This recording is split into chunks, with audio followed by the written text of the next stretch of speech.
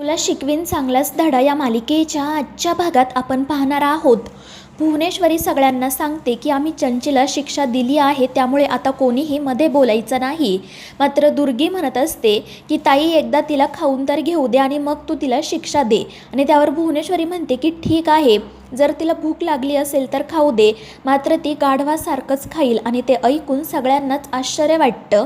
दुर्गी विचारते म्हणजे, आणि त्यावर भुवनेश्वरी सांगते की जसं गाढव खातं तशी चंचीसुद्धा खाईन, फक्त तोंडाने हात न लावता. आणि ते ऐकून दुर्गीला खूप वाईट वाटतं. अक्षराला सुद्धा हे पटत नाही. तर आजी तोंडाला पदर लावून हसत असते. आणि मग त्यानंतर दुर्गी म्हणते की राहू दे ताई, जेव्हा शिक्षा संपेल तेव्हा मग चंची खाईल. आणि त्यावर भुवनेश्वरी म्हणते ठीक आहे. मात्र चंची म्हणते की तोपर्यंत मी भुकेने मरून जाईल, त्यापेक्षा मी गाढवासारखंच खाते. आणि मग त्यानंतर दुर्गी टेबलवर प्लेट ठेवते आणि मग चंची गाढवासारखं त्यामध्ये तोंड घालून ते खाते. तर भुवनेश्वरी हसत असते. दुसरीकडे अधिपती आणि ओंकार निखिलला ऑफिसमध्ये बोलावून घेतात. ते दोघेजण निखिलला विचारत असतात की फॅक्टरीमध्ये आग कोणी लावली.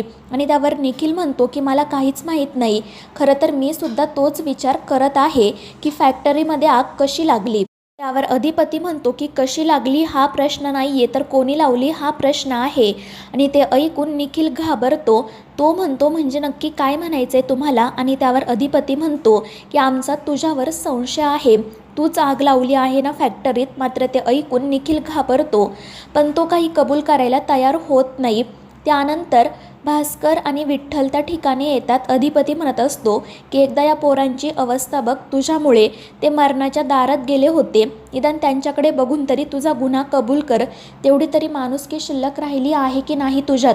मात्र निखिल काही त्याचा गुन्हा कबूल करत नाही. उलट तो अधिपतीलाच म्हणत असतो की तुम्ही माझ्याकडून हे बळजबरीने का कबूल करून घेताय, मी खरंच काही केलं नाही. आणि मग त्यामुळे अधिपती ज्या लोकांनी निखिलला वायरमध्ये छेडछाड करताना बघितलेलं असतं त्यांना बोलावून घेतो.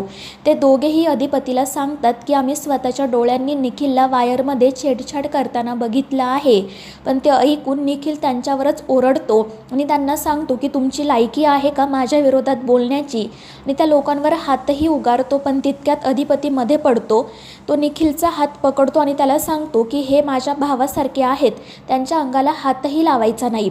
तर अधिपती म्हणत असतो की दादा तुम्ही या लोकांची बाजू का घेताय, मी तर तुमच्या घरचा आहे ना. आणि त्यावेळी ओंकार म्हणतो की घरचा आहेस तर घरच्यासारखा वाग ना. तर अधिपतीसुद्धा त्याला पुन्हा एकदा गुन्हा कबूल करण्याची संधी देतो. पण निखिल काही त्याचा गुन्हा कबूल करायला तयार होत नाही. आणि त्यामुळे मग अधिपती त्याला पुरावा दाखवतो. ते CCTV फुटेज असते आणि त्यात स्पष्टपणे दिसत असते की निखिलने वायर कापली होती. आणि तो पुरावा बघून निखिलच्या पायाखालची जमिनीत सरकते. दुसरीकडे अक्षरा घरी जाण्यासाठी निघालेली असते आणि तितक्यात तिला त्या कामगारांच्या बायका येऊन भेटतात. काल जो काही प्रकार घडलेला असतो त्याबद्दल त्या पुन्हा एकदा अक्षराची हात जोडून माफी मागतात. तर अक्षरा त्यांना समजावत असते की तुम्ही पुन्हा पुन्हा अशी माफी मागू नका, शेवटी तुम्हीसुद्धा माणूसच आहात ना आणि माणसाकडून चुका होतात. जे काही झालं ते आम्ही सोडून दिलं आहे, तुम्हीसुद्धा सोडून द्या. मात्र त्या बायका म्हणतात की नाही वहिनी साहेब, आम्ही जे काही केलं ना त्याचा आम्हाला खरंच खूप पश्चाताप झाला आहे. आणि विषय तुमच्यासाठी संपला असेल, मात्र आमच्यासाठी तो अजून वाढला आहे. आणि ते ऐकून अक्षराला धक्का बसतो. तर दुसरीकडे अधिपती निखिलला विचारत असतो की बघितला ना पुरावा, आता बोल काय बोलायचं आहे तुला. मात्र तरीसुद्धा निखिल त्याचा गुन्हा कबूल करायला तयार होत नाही. तो म्हणत असतो की मी हा नाहीच आहे. आणि ते ऐकून सगळेच निखिलवर चिडतात. ते कामगार निखिलला सांगत असतात की धाकटे सरकार एवढ्या शांततेने घेत आहे तर निदान तुझा गुन्हा तरी कबूल कर.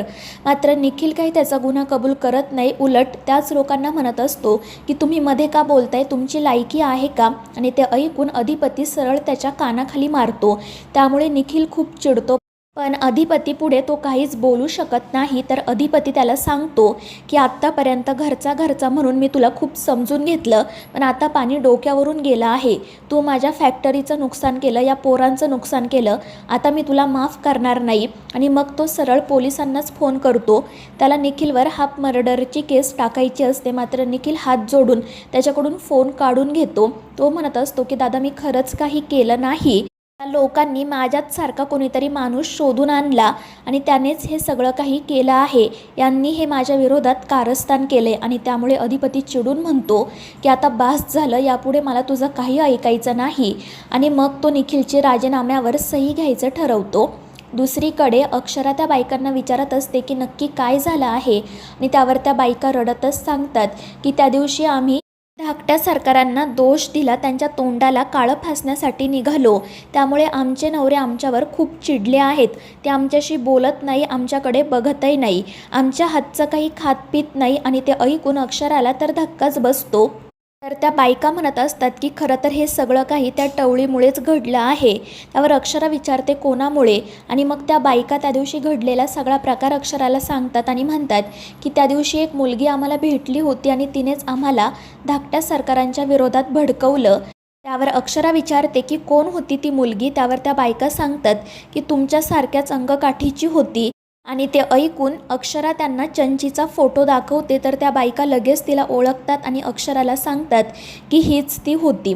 तर दुसरीकडे निखिल काही राजीनाम्यावर सही करायला तयार होत नाही.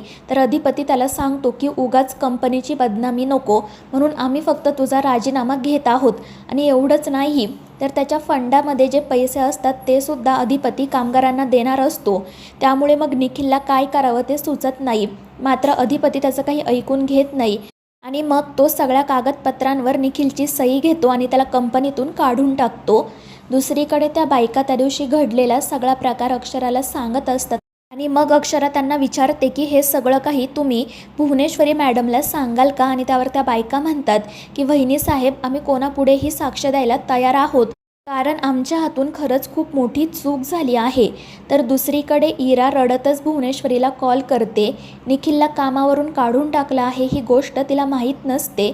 मात्र अधिपतींच्या तावडीतून निखिल वाचावा, कोणालाही त्याच्यावर संशय येऊ नये म्हणून तिने भुवनेश्वरीला कॉल केलेला असतो आणि ती भुवनेश्वरीला विनंती करत असते की मॅडम तुम्ही काही करा पण निखिलला वाचवा, कारण आता आम्ही घर घ्यायचा विचार करत आहोत, आम्हाला आमचा संसार सुरू करायचा आहे. पण जर हे सगळं अधिपतींना कळलं आणि त्यांनी निखिलला कामावरून काढून टाकलं तर खूप मोठा प्रॉब्लेम होईल आणि त्याने जे काही केलं ते तुमच्या सांगण्यावरूनच ना. आणि त्यावर भुवनेश्वरी म्हणते ठीक आहे बघतो आम्ही, पण अशा गोष्टी फोनवर बोलायच्या नसतात, तुम्ही आम्हाला येऊन भेटा. आणि त्यावर इरा हो म्हणते. दुसरीकडे अधिपती आणि ओंकार फॅक्टरीमध्येच असतात. तेवढ्यात भास्कर आणि विठ्ठलसुद्धा त्या ठिकाणी येतात. ते पुन्हा कामावर आलेले असतात. मात्र अधिपती त्यांना सांगतो की घरी जाऊन आराम करा, लगेच कामावर येऊ नका, पण ते लोक काही ऐकत नाही. त्याचवेळी अक्षरासुद्धा त्या ठिकाणी येते. तिला बघून अधिपतीला खूप आनंद होतो. तर ते दोन्ही कामगारसुद्धा तिला नमस्कार करतात, पण अक्षरा त्यांच्याकडे लक्षच देत नाही. ती मुद्दाम ओंकारसोबतच बोलत राहते. त्यामुळे त्या कामगारांना खूप वाईट वाटतं. तर अधिपतीसुद्धा विचारत असतो की मास्तरीनबाई नक्की झालं आहे काय. आणि मग त्यावर अक्षरा त्या कामगारांना विचारते की आपली ओळख तर परवाच झाली, पण तरीसुद्धा मी तुमच्याकडे लक्ष दिलं नाही म्हणून तुम्हाला एवढं वाईट वाटलं. तर तुमच्या बायका तुमच्यासोबत लग्नापासून आहेत ना, जर तुम्ही त्यांना असंच इग्नोर करत असाल तर त्यांना कसं वाटत असेल. आणि ते ऐकून ते दोन्हीही कामगार खाली मान घालतात. तर अधिपती विचारत असतो की मास्तरीनबाई नेमकं झालंय काय. आणि मग अक्षरा त्याला घडलेला सगळा प्रकार सांगते. आणि मग अधिपतीसुद्धा त्या दोघांना सांगतो की असं अजिबात करू नका, तुमच्या बायका आहेत त्या 24 तास घर सांभाळतात, म्हणून तुम्ही इथे काम करू शकता, त्यामुळे त्यांच्याशी असं वागू नका. आपल्या आईला आणि आपल्या बायकोला कधीच दुःख व्हायचं नसतं. आणि मग तो त्या कामगारांना व्यवस्थितपणे समजावतो आणि त्यांना हे सुद्धा सांगतो की आता घरी जा आणि जाताना त्यांच्यासाठी गजरे घेऊन जा, त्यांना सॉरी म्हणा. आणि त्यावर ते दोन्ही कामगार हो म्हणत लगेच घरी जाण्यासाठी निघतात. तर अधिपती त्यांना ज्या प्रकारे समजावत होता ते बघून अक्षरा खूपच खुश होते. ती अधिपतीला विचारत असते की तुम्हाला हे सगळं कळतं होय. आणि त्यावर तो हसतच हो म्हणतो आणि तेथून निघून जातो. तर मित्रांनो, या मालिकेच्या पुढील भागांच्या अपडेट्ससाठी आपल्या चॅनेलला सबस्क्राईब करा.